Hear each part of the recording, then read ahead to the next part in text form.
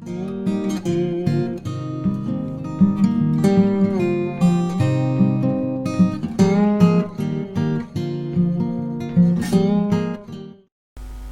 മെൽബണിൽ ലോക്ക്ഡൗൺ ഒക്കെ തൽക്കാലം കഴിഞ്ഞു.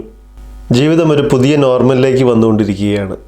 കുറേ അധികം മാസങ്ങൾക്ക് ശേഷം ആദ്യമായി ക്യാമറയുമായി ഒന്ന് പുറത്തേക്ക് ഇറങ്ങുവാൻ സാധിച്ചു. നല്ല മനോഹരമായ ഒരു ദിവസം. എവിടെ പോകാമെന്ന് ആലോചിച്ചപ്പോൾ മനസ്സിലേക്ക് ആദ്യം വന്നത് ഇവിടെ നിന്നും ഏകദേശം 50 കിലോമീറ്റർ ദൂരെയായി മൗണ്ട് മാസഡോണിൻ്റെ ഭാഗമായിട്ടുള്ള ഒരു മനോഹരമായ ലൊക്കേഷനാണ്. പ്രകൃതിയുടെ വികൃതി എന്നെല്ലാം വിളിക്കാവുന്ന വളരെ സവിശേഷമായ ഒരു പ്രദേശം. ഏതാണെന്നല്ലേ? നമുക്ക് നേരെ അങ്ങോട്ടേക്ക് പോകാം. Welcome to another episode from Jayjus home videos.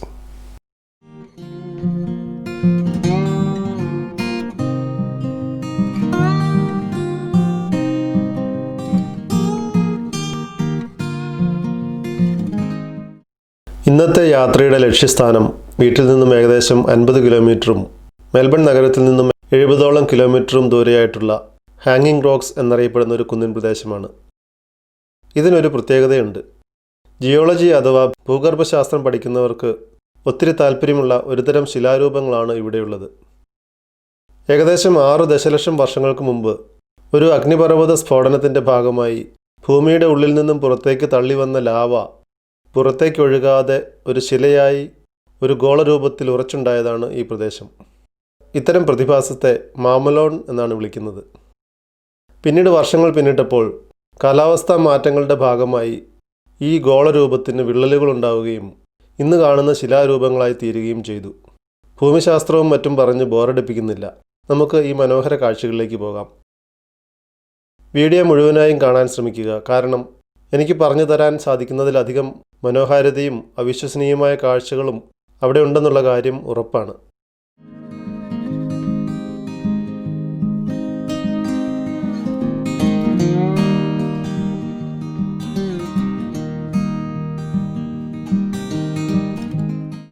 ഈ ഹാങ്ങിങ് റോക്സ് സ്ഥിതി ചെയ്യുന്നത് ഒരു നാഷണൽ പാർക്കിൻ്റെ നടുവിലാണ്. പ്രധാന കവാടത്തിലെ ഗേറ്റ് കാർ വരുന്നതിന് വേണ്ടി ഓട്ടോമാറ്റിക്കായി തുറക്കുന്നത് നമുക്ക് കാണാം. ഇതിനുള്ളിൽ കയറുവാൻ ഒരു വാഹനത്തിന് $10 ടിക്കറ്റ് എടുക്കണം. തിരിച്ചു പോരുമ്പോൾ ഈ ടിക്കറ്റ് ഇട്ടാൽ മാത്രമേ ഈ ഗേറ്റ് തുറന്നു കിട്ടുകയുള്ളൂ. വണ്ടിയും പാർക്ക് ചെയ്ത് ഞങ്ങൾ ടിക്കറ്റ് എടുക്കുവാനുള്ള മെഷീനിലേക്ക് നടന്നു. ഇവിടെ ഒരു കോഫി ഷോപ്പും ഇൻഫർമേഷൻ സെൻറ്ററും ഒക്കെയുണ്ട്. അതിലേക്കൊന്നും പോകാൻ മെനക്കെട്ടില്ല. കാരണം തിരക്ക് കൂടുന്നതിന് മുമ്പ് മുകളിലെത്തണം. ലോക്ക്ഡൗൺ കഴിഞ്ഞെങ്കിലും ഇപ്പോഴും സോഷ്യൽ ഡിസ്റ്റൻസിങ്ങും QR കോഡ് ഉപയോഗിച്ചുള്ള സൈനിങ്ങും ഒക്കെയുണ്ട്. ആളുകൾ കൂടുതലുണ്ടെങ്കിൽ നാം മാസ്കും ധരിക്കണം. അതുകൊണ്ട് പെട്ടെന്ന് തന്നെ ടിക്കറ്റും എടുത്ത് യാത്ര തുടങ്ങി. പ്രവേശന കവാടത്തിൽ തന്നെ സൈൻ ചെയ്യാനായി QR കോഡുണ്ട്. മൊബൈൽ ഫോൺ ഉപയോഗിച്ച് ഞങ്ങൾ ഹാജർ രേഖപ്പെടുത്തി. കാട്ടിനുള്ളിലും ഹാജർ വെക്കണം. എന്താ അവസ്ഥ! ഇനിയാണ് മനോഹരമായ കാഴ്ചകൾ. ഇടതൂർന്നു നിൽക്കുന്ന വൻ മരങ്ങൾക്കിടയിലൂടെ നമുക്ക് ഈ പറഞ്ഞ ശിലാരൂപങ്ങൾ ദൂരെയായി കാണാം. കണ്ണുകൾ കുളിർപ്പിക്കുന്ന ഹരിതവർണ്ണാഭയും കാതുകൾ കിമ്പമേകുന്ന കിളികളുടെ കളകളാരവവും നമുക്കൊരു പ്രത്യേക ഊർജ്ജമാണ് പകരുന്നത്. ഏകദേശം 2 കിലോമീറ്ററോളം മുകളിലേക്ക് നടക്കുവാനുണ്ട്. അതുപോലെ തന്നെ പാറയിടുക്കുകളും ചരൽപാതകളും കല്ലുപാകിയ പടിക്കെട്ടുകളുമുണ്ട്. ഇവയ്ക്കെല്ലാം പറ്റിയ ചെരുപ്പോ ഷൂസോ ഇട്ട് വേണം മല കയറുവാൻ. ഇവിടെ നിന്നും 2 വഴികളാണ് നമുക്കുള്ളത്. ഇടതുവശത്തു കൂടിയുള്ള ടാർ ചെയ്ത നടപ്പാതയും വലതുവശത്തു കൂടിയുള്ള സ്റ്റെപ്പുകളും. ഇപ്പോഴത്തെ പ്രത്യേക സാഹചര്യത്തിൽ ഇവ രണ്ടും വൺ വേ ആക്കി മാറ്റിയിരിക്കുകയാണ്. നടപ്പാതയിലൂടെ മുകളിലേക്കും സ്റ്റെപ്സിലൂടെ താഴേക്കുമാണ് നമുക്കിന്ന് പോകേണ്ടത്. എന്നാൽ കയറുക തന്നെ.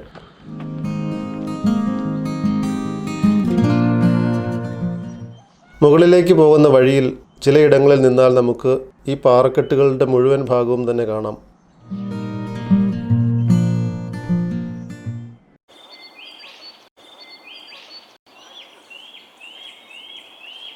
ഞാൻ ആദ്യം സൂചിപ്പിച്ചിരുന്നത് പോലെ ഗോളാകൃതിയിലുണ്ടായിരുന്ന ഒരു വലിയ പാറക്കല്ല് ആയിരക്കണക്കിന് വർഷങ്ങൾ കൊണ്ട് വിണ്ടുകീറി ഒരു കോട്ടയുടെ രൂപത്തിലായിരിക്കുകയാണ്.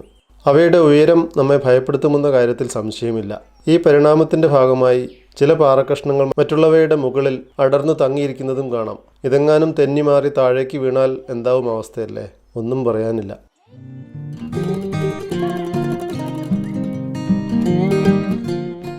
വഴിയിൽ പലയിടത്തും നിന്ന് പ്രകൃതി ഭംഗി ആസ്വദിച്ച് ഞങ്ങൾ മുകളിലേക്ക് നടന്നു.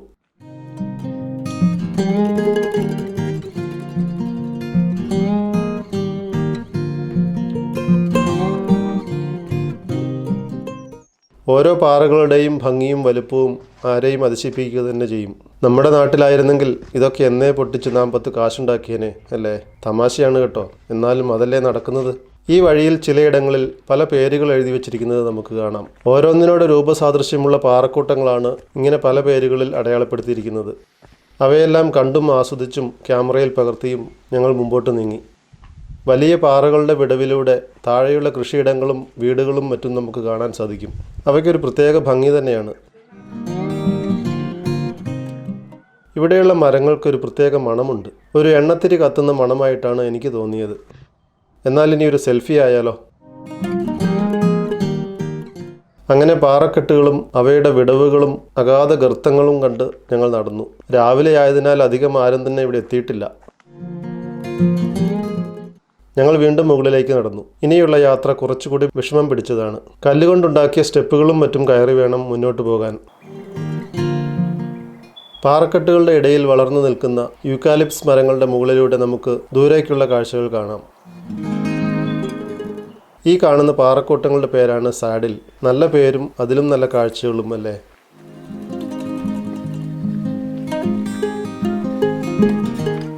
ഇവിടെ നിന്നുള്ള കാഴ്ചകൾ അതിമനോഹരമായിരുന്നു. ദൂരെയുള്ള വീടുകളുടെയും മറ്റും വലിപ്പം കുറഞ്ഞു വരുന്നത് നമുക്ക് കാണാം. ഇടയ്ക്ക് ചില സ്ഥലങ്ങളിൽ ചങ്ങലകൾ ഉപയോഗിച്ച് വേലികൾ ഉണ്ടാക്കിയിരിക്കുന്നത് നമുക്ക് കാണാം. ഈ സ്ഥലങ്ങൾ വളരെ സ്ലിപ്പറിയാണ്, പ്രത്യേകിച്ച് മഴയുള്ളപ്പോൾ. അങ്ങനെയുള്ളപ്പോൾ വീഴാതിരിക്കുവാനാണ് ഇങ്ങനെ വേലികൾ ഉണ്ടാക്കിയിരിക്കുന്നത്. അതിൻ്റെ അരികിലൂടെ ഞങ്ങൾ വീണ്ടും മുന്നോട്ട് നടന്നു. വീണ്ടും സ്റ്റെപ്പുകൾ കയറി ചെന്നപ്പോൾ ഇതാ അടുത്ത ബോർഡ് കാണാം. സമ്മിറ്റ്, അതായത് മുകൾ ഭാഗം. ഇവിടെ വരെയാണ് ടാറിട്ട നടപ്പാത.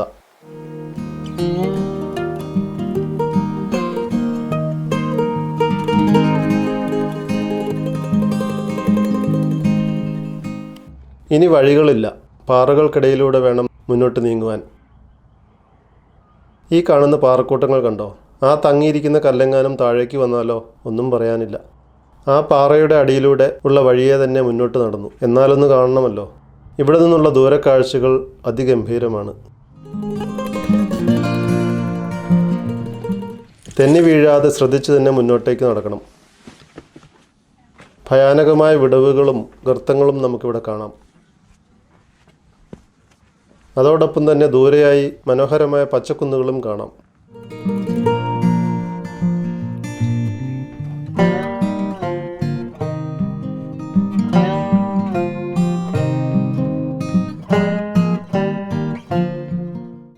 വെയിൽ കുറവായിരുന്നതിനാൽ തന്നെ നല്ല പച്ചപ്പുള്ള കാഴ്ചകളായിരുന്നു എവിടെ നോക്കിയാലും കാണാൻ കഴിഞ്ഞത്.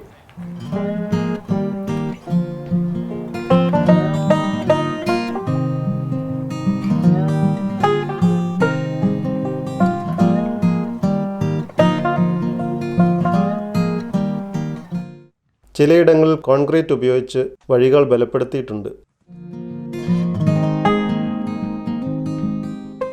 പാറകൾക്ക് മുകളിലായി മറ്റു പാറകളും പാറകളിൽ സ്വാഭാവികമായ രൂപം കൊണ്ട ഗുഹാരൂപങ്ങളും കാണുമ്പോൾ ആരും ഒന്ന് ആശ്ചര്യപ്പെടുക തന്നെ ചെയ്യും.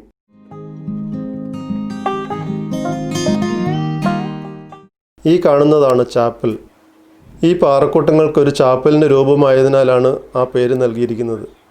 പാറകൾ പിളർന്നുണ്ടായ ഒരു സ്വാഭാവിക രൂപമാണിത്.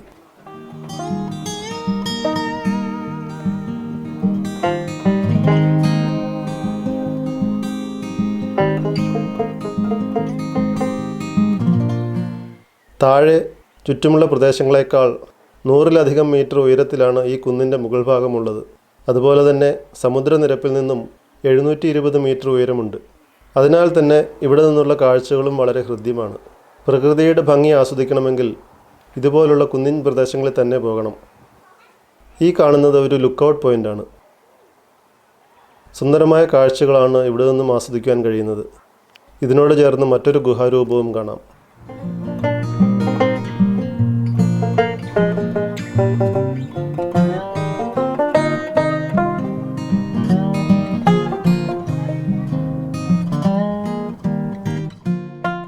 ഇവിടെ വരെ വന്നതല്ലേ? ഏറ്റവും ഉയരമുള്ള പാറയുടെ മുകളിൽ ഒന്ന് കയറിയില്ലെങ്കിൽ മോശമല്ലേ? ക്യാമറയും പിടിച്ചുള്ള ആ കയറ്റം സ്വല്പം കട്ടിയായിരുന്നു. ഏതായാലും നഷ്ടമായില്ല. അടിപൊളി വ്യൂ ആയിരുന്നു. ഇത് കണ്ടോ?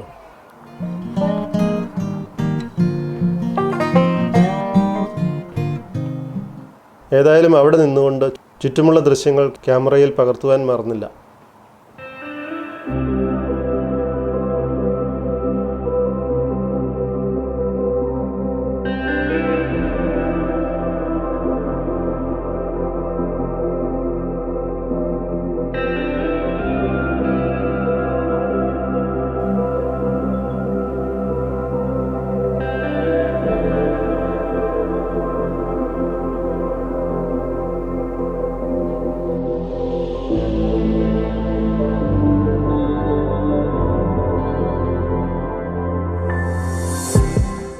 ഞങ്ങൾ തിരിച്ചുള്ള യാത്ര തുടങ്ങി. ആദ്യം പറഞ്ഞതുപോലെ മറ്റൊരു വഴിക്കാണ് യാത്ര.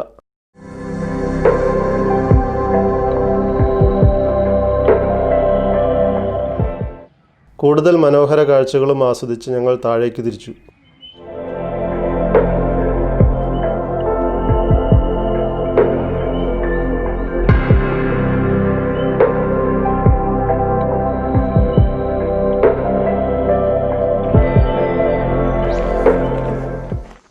പടിക്കെട്ടുകൾ ഇറങ്ങിച്ചെന്ന വഴിയിൽ ആർക്കും അവിശ്വസനീയമായ ഒരു കാഴ്ച കാണാം. വഴിയരികിലുള്ള 2 പാറകളുടെ മുകളിലായി കാണുന്ന വലിയൊരു പാറ.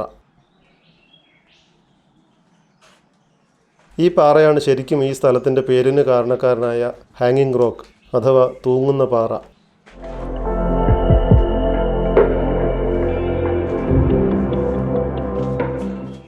ചുരുക്കി പറഞ്ഞാൽ ഈ മലയിലേക്കുള്ള പ്രധാന കവാടമാണിത്. വഴി മാറ്റി വിട്ടതുകൊണ്ട് അവസാനമാണ് ഇവിടെ എത്തിയതെന്ന് മാത്രം.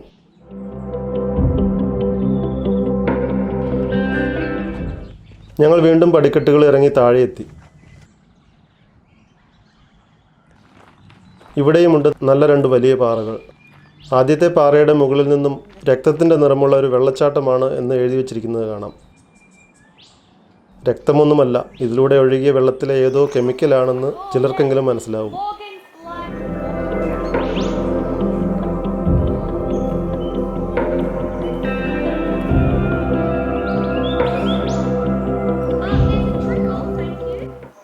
അടുത്ത സ്ഥലമാണ് ക്വീൻ മേരീസ് പ്രൊഫൈൽ. എനിക്കേതായാലും ഈ ക്വീൻ മേരി ഒന്നും കണ്ടുപിടിക്കാൻ ഇവിടെ കഴിഞ്ഞില്ല.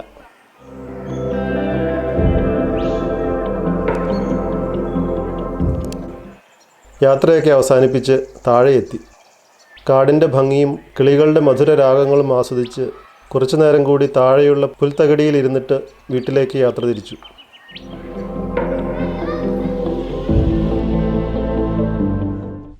വാങ്ങി കയ്യിൽ കരുതിയിരുന്ന ടിക്കറ്റും സ്കാൻ ചെയ്ത് ഗേറ്റ് തുറന്ന് പുറത്തെ ലോകത്തേക്ക്.